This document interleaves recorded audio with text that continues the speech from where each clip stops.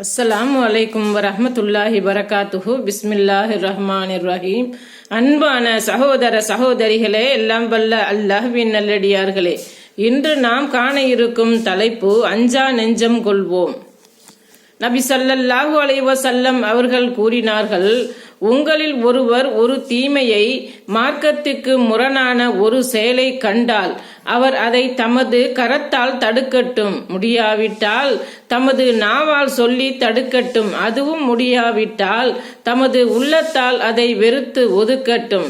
இந்த இறுதி நிலையானது இறை நம்பிக்கையின் பலவீனமான நிலையாகும். அறிவிப்பவர் அபு சயீத் அல் குத்ரி ரலியல்லாஹு அன்ஹு, நூல் முஸ்லிம் 78.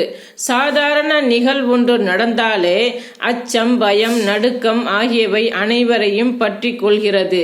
இதை எப்படி எதிர்கொள்வது? இதை எதிர்த்தால் நமக்கு ஏதேனும் பாதிப்பு ஏற்படுமோ என்ற தயக்கம் தடைக்கல்லாய் நிற்கிறது. இந்த தடைக்கல்லை தகர்த்தெறிந்து அரசாங்கத்தின் மூலமாகவோ அல்லது பிறர் மூலமாகவோ மக்களுக்கு அநியாயம் இழைக்கப்படும் தைரியத்துடன் அதை தட்டி கேட்கும் துணிச்சல் உள்ளவர்களாக நாம் இருக்க வேண்டும். இது இஸ்லாம் கூறும் தைரியத்தில் உள்ள முக்கியமான அம்சமாகும்.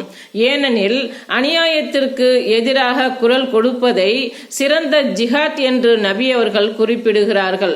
நபி ஸல்லல்லாஹு அலைஹி வஸல்லம் அவர்களிடம் ஒருவர் வந்து ஜிஹாத்தில் சிறந்தது எது என்று கேட்டார். அதற்கு நபி அவர்கள் அநியாயக்கார ஆட்சியாளரிடத்தில் உண்மையை சொல்வதாகும் என்று பதிலளித்தார்கள். அறிவிப்பவர் தாரிக் பின் ஷிஹாப் ரலியல்லாஹு அன்ஹு, நூல் அஹ்மத் 11143.